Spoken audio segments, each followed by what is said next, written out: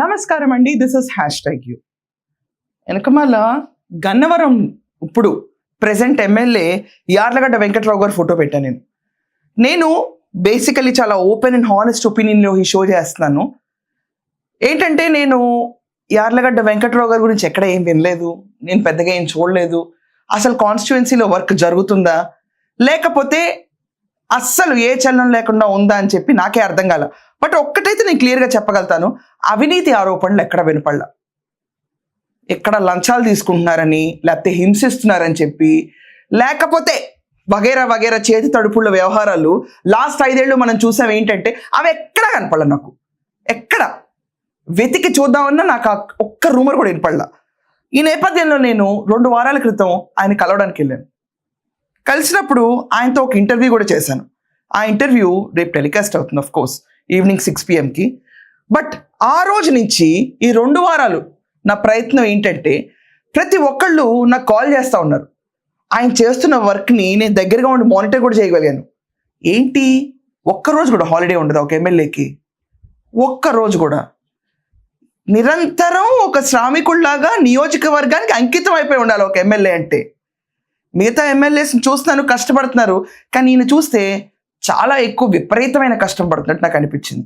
ఆఖరికి ఎంత మైన్యూట్ లెవెల్లో వెళ్తున్నాయి అంటే ఆయన డీటెయిల్స్, బైకులు స్టాండ్లో లేకపోయినా రోడ్డు మధ్యలో ఉన్న వాటిని తీయించేయడం దగ్గర నుంచి, మనం గ్రీవియన్స్ సెల్స్కి డైరెక్ట్గా వెళ్ళి కూర్చోవడం దగ్గర నుంచి, అది రాత్రి 9 అవ్వనిండి 10 అవ్వనిండి జనాలు వస్తూ ఉన్నా అక్కడ వాళ్ళందరి గ్రీవియన్సెస్ ఇంటా కూర్చొని సాల్వ్ చేస్తా కూర్చోవడం దగ్గర నుంచి, ఆఖరికి గన్నవరం బ్యూటిఫికేషన్. నేను వెళ్ళినప్పుడు మొన్న గన్నవరం చూస్తే ఈజ్ ద సేమ్ కాన్స్టిట్యుయెన్సీ. ఇది వరకు ఎలక్షన్ల ముందు నేను వెళ్ళిన గన్నవరం ఈ గన్నవరం ఒకటేనా? నాకు అసలు అర్థం కాల. రూపురేఖలు మారిపోయినాయి, బ్యూటిఫికేషన్ అయిపోయింది. సడన్గా దానికి ఒక అర్బన్ లుక్, చిక్ లుక్ క్రియేట్ అయింది. ఇదంతా కాకుండా చాలామంది స్థానికులు నేను ప్రశ్నించాను, ఏంటండి నిజంగా వెంకట్రావు గారు పనిచేస్తున్నారా లేకపోతే ఓన్లీ బ్యూటిఫికేషన్ వర్క్లో ఆయన ఫోకస్ చేసి ఎక్కడ జనాలకి కావాల్సిన సదుపాయాలు ఏం చేయట్లేదా? ఎందుకంటే మనం మ్యాసివ్ బ్యూటిఫికేషన్, మ్యాసివ్ అభివృద్ధి ఇక్కడ కనిపిస్తుంటే రియల్ ప్రజలకు కావాల్సిన వసతుల్లో ఎమ్మెల్యే రోల్ ఏంటి? అసలు ఎమ్మెల్యే గారిని కలవటానికి చాలా కష్టం అంట. అసలు ఎమ్మెల్యే గారి వెనకమాల మొత్తం వైసీపీ క్యాడర్ ఉంది, కానీ టీడీపీ ఒరిజినల్ క్యాడర్ని లోపలికి రానివ్వరంట. ఎమ్మెల్యే గారు ఎక్కడ కూర్చున్నా కూడా టీడీపీ ఒరిజినల్ క్యాడర్ని పక్కన పడేసి వైసీపీ వాళ్ళకి ప్రాధాన్యత ఇస్తారంట. ఇవన్నీ నేను విన్న మాటలు, వినటం కాదు, చాలా నెల నుంచి నా మనసులో నాటుకుపోయిన క్వశ్చన్స్. నేను అనుకున్నాను ఒక్కసారి హోంవర్క్ చేద్దాం. ఎందుకంటే గన్నవరం నా కాన్స్టిట్యుయెన్సీ కూడా. ఒక లోకల్ ఇంట్రెస్ట్తో నేను చాలామందిని వెళ్ళి అడిగాను. వాళ్ళందరూ చెప్పిన మాట ఒకటే, ప్రతి నామినేటెడ్ పోస్ట్ టీడీపీ వాళ్ళకే. వైసీపీ నుంచి టీడీపీకి వచ్చారు తప్ప వాళ్ళందరూ టీడీపీ అభిమానులుగా మిగిలిపోయారు. కానీ ఎక్కడా కూడా ఈరోజు దాకా టీడీపీ ఒరిజినల్ క్యాడర్ని పక్కన పెట్టి ఈయన ఎవరికి ఏం హెల్ప్ చేయాల. ప్రైమా ఫేషియా ఎజెండా యార్లగడ్డ గారు చూసుకుంటే స్థానికంగా టీడీపీ క్యాడర్ని, టీడీపీ పార్టీని బలోపేతం చేయడానికే ట్రై చేస్తారు ఈయన. ఫ్రాంక్లీ స్పీకింగ్, టీడీపీ కార్యకర్తల గురించి నన్ను ఇంతకాలం నేను, వాళ్ళు డిఫరెంట్ అండి. టీడీపీ కార్యకర్తలు ఎవరు ఏం చెప్పినా వినరు, only party rule book follow అవుతారు. పార్టీకి సిలబస్ ఉంటుంది, ఆ సిలబస్ని క్రిస్టల్ క్లియర్గా అధ్యయనం చేస్తారు. ఆ సిలబస్ అండ్ రూల్ బుక్ ప్రకారమే మాట్లాడతారు. ఒక్క మాట కూడా ఎక్కువ దాటెలదు. వీళ్ళకి ట్రైనింగ్ సెషన్స్ ఉంటాయి న్యూ కమర్స్కి, అండ్ ఎమ్మెల్యేస్గా వచ్చే న్యూ కమర్స్ కూడా ట్రైనింగ్ సెషన్స్ పెడతారు. యాక్చువల్గా చెప్పాలంటే టీడీపీ పార్టీ క్రమశిక్షణకి పెట్టింది పేరు. ఎవరు ఏ జెండా మోయమన్నా పోయిరండి, ఓన్లీ పార్టీ హెడ్ ఏది ఆదేశిస్తారో అదే మోస్తారు. ఒక క్రమశిక్షణ. ఒకవేళ లోకల్గా వాళ్ళకి డిస్ప్యూట్స్ ఉంటే పార్టీ హెడ్స్కి కన్వే చేసి వాళ్ళు ఏం చెప్తారో దానికి అనుకూలంగా యాక్షన్ తీసుకుంటారు తప్ప టీడీపీ కార్యకర్తలు ఎక్కడ లైన్ క్రాస్ అయ్యి సెల్ఫ్గా వాళ్ళకి ఇష్టం వచ్చిన డెసిషన్ తీసుకోరు. ఇది స్పెషాలిటీ. ఎవరు ఇష్టం వచ్చినట్టు వాళ్ళు బిహేవ్ చేయరు టీడీపీ పార్టీలో కార్యకర్తలు. ఇది క్రిస్టల్ క్లియర్గా ఒక రీజనల్ పార్టీగా ఉన్న టీడీపీకి ఒక బ్రాండ్ ఇమేజ్ నిలబెట్టింది టీడీపీ కార్యకర్తలు. ఓహో నువ్వు టీడీపీ కార్యకర్తవా, అయితే సరే నీ లైన్ స్ట్రైట్ లైన్, అదొక బ్రాండ్ ఇమేజ్ ఉంది. ఒక్కసారి కండువా కప్పుకున్నాక మారిన దాఖలాలు ఎక్కడ ఉండవు ఈ పార్టీకి. వేరే పార్టీలకి కండువాలు మారుతూ ఉంటాయి, ఎందుకంటే వాళ్ళ సిద్ధాంతాలకు వ్యతిరేకిస్తూ ఉంటారు. అలాగే వైసీపీలో ఉన్నప్పుడు నేను చేసిన హోంవర్క్లో రియలైజ్ అయింది ఏంటంటే, నారా భువనేశ్వరి గారిని ఇష్టం వచ్చినట్టు మాట్లాడినప్పుడు వైసీపీలో ఉండి ఖండించిన వ్యక్తి యార్లగడ్డ వెంకట్రావు గారు. అందరికీ తెలిసింది. వల్లభనేని వంశీతో ఎప్పుడు కలవలా. నేను చేసిన హోంవర్క్ మాత్రమే చెప్తున్నాను. ఇక్కడ ఏదో ఇన్ఫ్లుయెన్స్ అయిపోయి అర్జెంటుగా ఆయన ఎలివేట్ చేయాలన్న ఉద్దేశం నాకు లేదు ఇక్కడ. అలా నిబద్ధత గల పార్టీ టీడీపీలో ఉంటున్న యార్లగడ్డ వెంకట్రావు గారు ఒక కార్యకర్తలానే కష్టపడతాడు ఈరోజు. మరేంటి, ఒక కార్యకర్తలాగా భుజం పైన పసుపు జెండా మోస్తూ సిన్సియర్గా ఎవరి దగ్గరికి వెళ్ళినా మా గ్రీవియన్స్ లేదు అని చెప్తుంటే ఈయన పైన ఈ ఆరోపణలు ఏంటి? ఈయన పైన కంప్లైంట్స్ ఎందుకు రేజ్ అవుతున్నాయి? ఈయన పైన టీడీపీ క్యాడర్నే పక్కన పెట్టారు, ఈయన అసలు పట్టించుకోరని రూమర్స్ ఎందుకు వస్తున్నాయని నేను ఆలోచిస్తున్నప్పుడు మా ఆఫీస్కి కంటిన్యూస్గా కాల్స్ వచ్చినాయి. మేము మాట్లాడాలనుకుంటున్నాం అని. పరిమితి ఈరోజు మనకు టైం సరిపోదు కాబట్టి షోకు అనుకూలంగా ఇద్దరినే నేను తీసుకుందాం అనుకున్నాను. దాంట్లో ఒక లేడీ చాలా వెహిమెంట్గా నేను మాట్లాడాలి అని నాతో కన్వే చేశారు.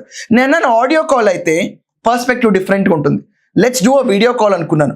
ఫస్ట్ నేను అక్కడ ఉన్న సాయి అని ఒకళ్ళు అప్రోచ్ అయ్యారు, సాయిని తర్వాత ఆ లేడీని, ఇద్దరిని నేను ఇప్పుడు కాన్ఫరెన్స్లోకి తీసుకుని ఒకసారి వీడియో కాల్ చేసి ఫ్యాక్ట్స్ ఏంటో ఒకసారి విందాం. విన్న తర్వాత దాన్ని కంప్లీట్గా విశ్లేషిద్దాం, గన్నవరంలో ఏం జరుగుతుంది అనేది. సాయి గారు నమస్కారం అండి. మీరు గత 10 రోజుల నుంచి ట్రై చేస్తారు మాట్లాడడానికి. మీరు మాట్లాడతారు నాకు తెలుసు, కానీ నేను కొన్ని క్వశ్చన్స్ డైరెక్ట్గా అడుగుతాను. వెంకట్రావు గారి పైన వస్తున్న ఆరోపణ ఏంటంటే వైసీపీ వాళ్ళని పక్కన పెట్టుకుని వాళ్ళకి ఈరోజు గన్నవరంలో లంచాలు కానివ్వండి, దోపిడీ రాజ్యంగా ఆయన విస్తరింపజేస్తున్నారని ఒక రూమర్ ఉంది ఆయన పైన. బయట అందరూ ఇదే మాట్లాడుతున్నారు. దీనికి క్లుప్తంగా సమాధానం చెప్పండి. ఇది కేవలం వైసీపీ మరియు వాళ్ళ అనుబంధంగా పనిచేసేటువంటి కొంతమంది చేస్తున్న ఆరోపణలు మాత్రంగా మేము చెప్తా ఉన్నాం మేడం. ఎందుకనంటే ఇక్కడ అవినీతి అనేది లేదు ఎక్కడ కూడా, అధికారుల్లో కానీ లేకపోతే ఎక్కడా కూడా ఇక్కడ మనం మైనింగ్ చేసే విధానం కానీ ఇక్కడైతే ఏం లేదు. ఏ రకంగా అవినీతి చేస్తా ఉన్నారని మేము స్ట్రైట్ గా ప్రశ్నిస్తా ఉన్నాం వాళ్ళని. వీళ్ళు ఏంటంటే కొంతమంది ఆయన అత్యధిక మెజారిటీతో గెలుపొందాడు కాబట్టి ఈయన నాయకత్వం ఇక్కడ కొనసాగినట్లయితే ఇంకా పెద్ద నాయకుడిగా ఇక్కడ ఆయన తయారవుతాడు కాబట్టి వీళ్ళకి విద్వేషాలు పెట్టి ఆయన నాయకత్వాన్ని దెబ్బతీయాలనే కుట్రలో భాగంగానే ఇవన్నీ చేస్తా ఉన్నారు. ఇక్కడ అధికారులకు ఫ్రీ హ్యాండ్ ఇచ్చాడు ఆయన. ఇక్కడ ఎంఆర్ఓలకు కానీ, సిఐలకు కానీ, ఎస్పీలకు కానీ, డిఎస్పీలకు కానీ, ఎంపీడీఓలకు కానీ ఫ్రీ హ్యాండ్ ఇచ్చాడు. అంటే ఎంఆర్ఓ వైసీపీయా, సిఐ గారు వైసీపీయా, ఎస్పీ గారు వైసీపీయా?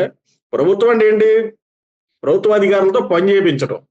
ఆయన శాసనకర్తగా ఆయన అసెంబ్లీలో నియోజకవర్గం గురించి, నియోజకవర్గ సమస్యల గురించి ఆయన అనునిత్యం పోరాటం చేస్తా, ప్రశ్నలు లేవతా, దాని తగ్గ సమాధానాలు తీసుకుని పరిష్కార మార్గాలు కనుక్కునే విధంగా ఆయన శాసనకర్తగా ఆయన బాధ్యత పూర్తిగా నిర్వర్తిస్తా ఉన్నాడు.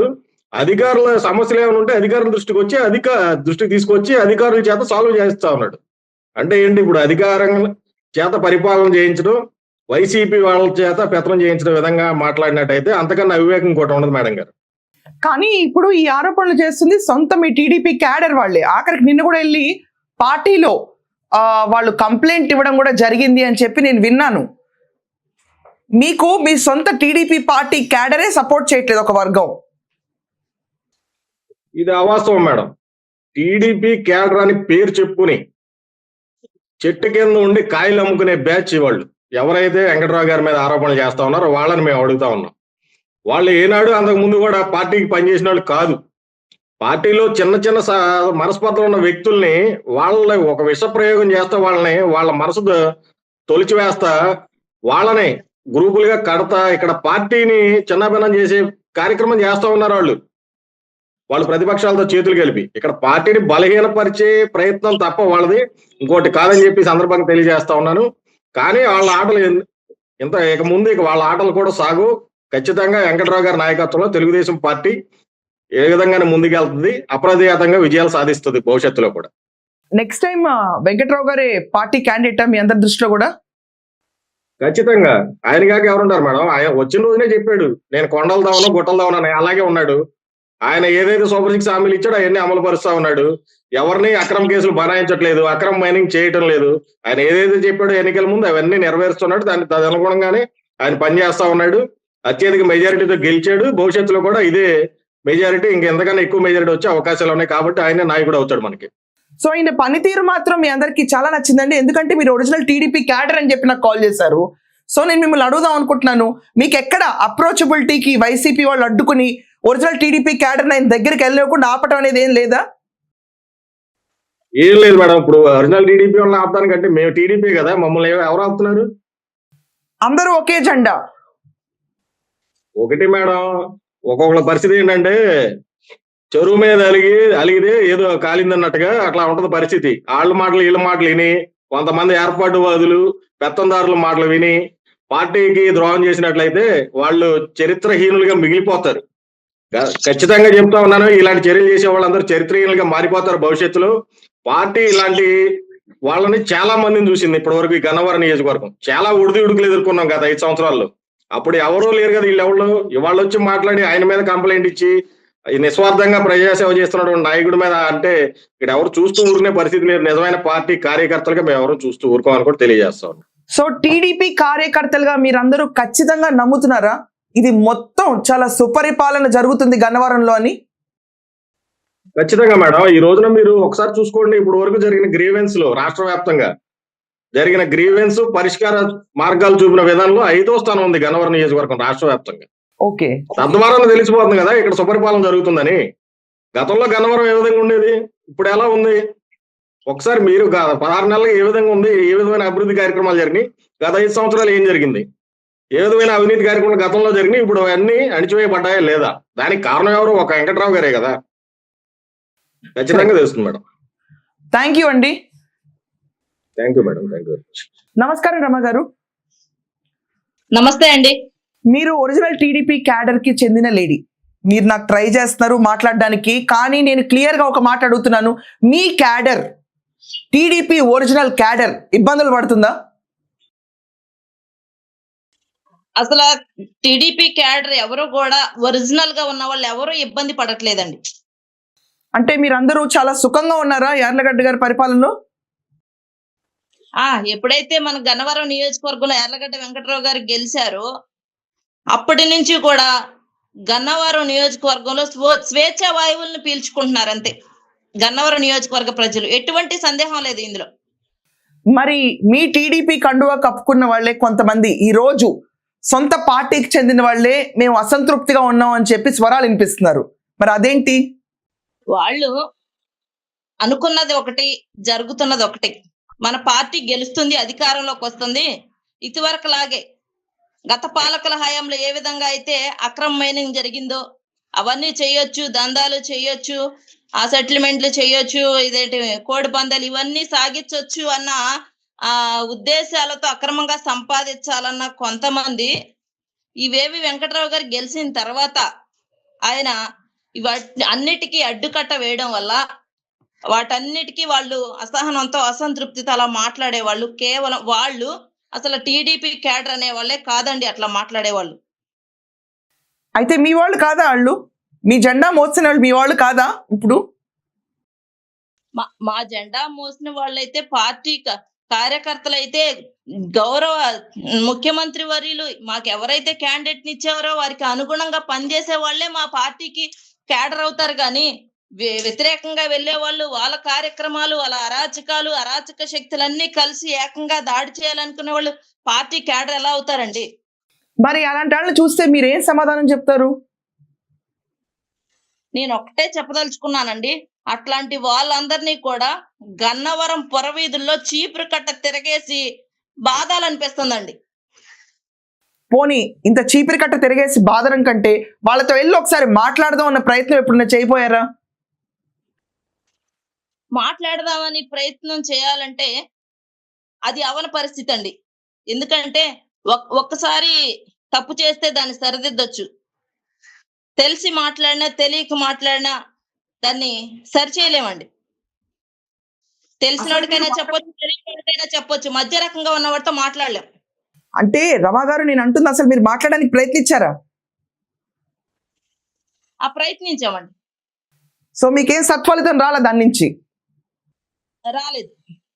మీరు నాకు ఒక విషయం చెప్పండి, వైసీపీ నుంచి యార్లగడ్డ గారికి అనుచరులుగా వచ్చిన వాళ్ళందరూ, టీడీపీ కండువ భుజం పైన వేసుకుని జెండా మోసిన వాళ్ళందరూ టీడీపీ నిబద్ధతల కార్యకర్తల లాగానే ఉన్నారా, లేకపోతే వైసీపీ జులుం సాధిస్తున్న మనుషుల్లాగా బిహేవ్ చేస్తున్నారా?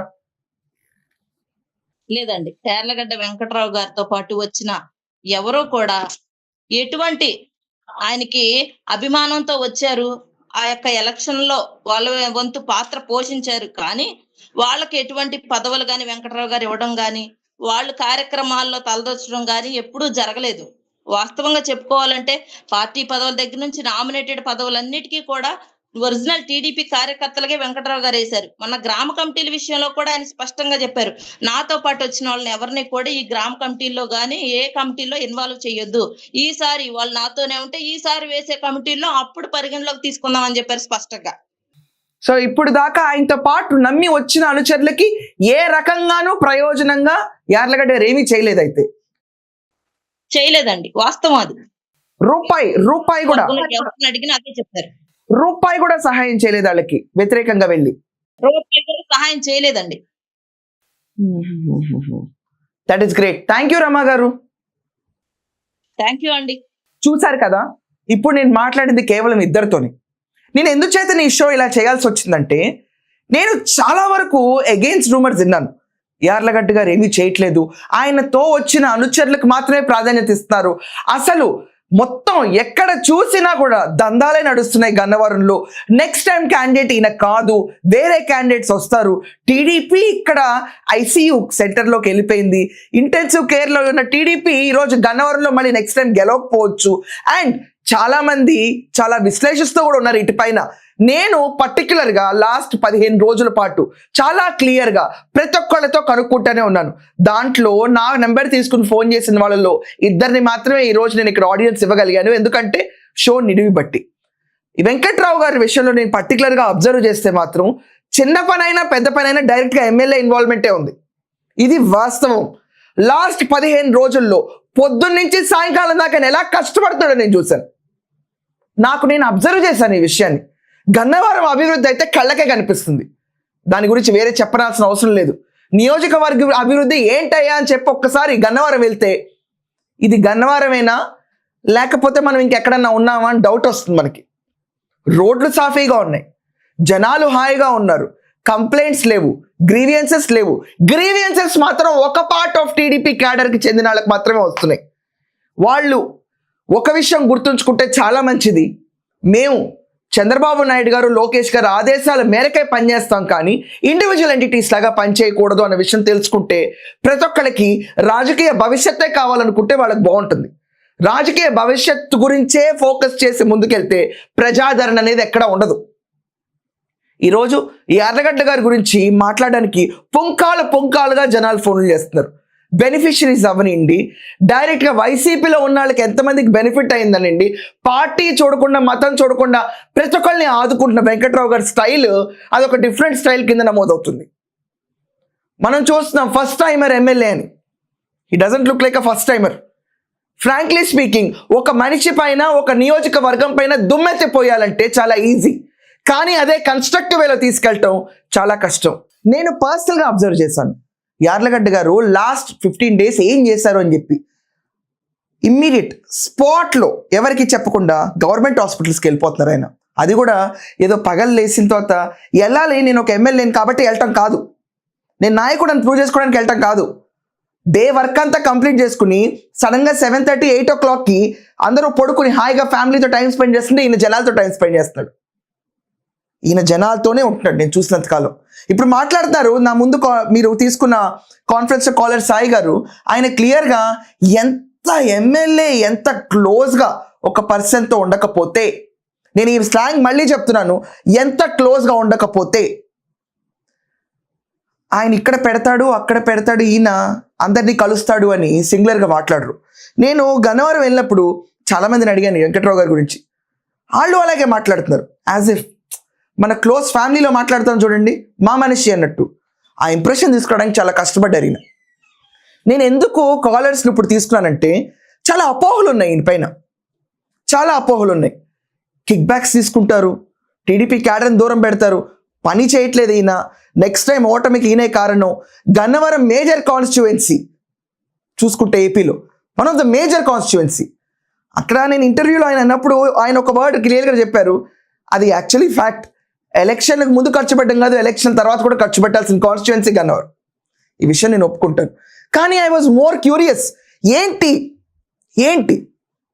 ఏ పార్టీ నుంచి వచ్చినా టీడీపీ పార్టీని సపోర్ట్ చేసి, ఏ పార్టీలో ఉన్నా నైతిక విలువలకు ఇంపార్టెన్స్ ఇచ్చి, ఎక్కడ ఎలా ఉన్నా నేను మనిషిని ముందు మనిషిగా ప్రవర్తిస్తాను, ఈరోజు భువనేశ్వర్ గారు అన్న మాట నన్ను కదిలించిందని చెప్పి ఎవరు రాయక ముందే చంద్రబాబు నాయుడు గారు భువనేశ్వర్ గారి పైన ఒక పాట రాసి ఓపెన్గా పబ్లిక్లో ధైర్యంగా సీట్ ఇస్తారో ఎవరో తెలియదు, చంద్రబాబు నాయుడు గారు మీకు నా అవసరం ఉంటే పిలవండి అని చెప్పి డైలాగ్ ఇచ్చి చివరికి తెలుగుదేశం పార్టీ పిలిపించుకుని హీ ఈజ్ ద క్యాండిడేట్ అని చెప్పి నిలబెడితే గెలిస్తాం.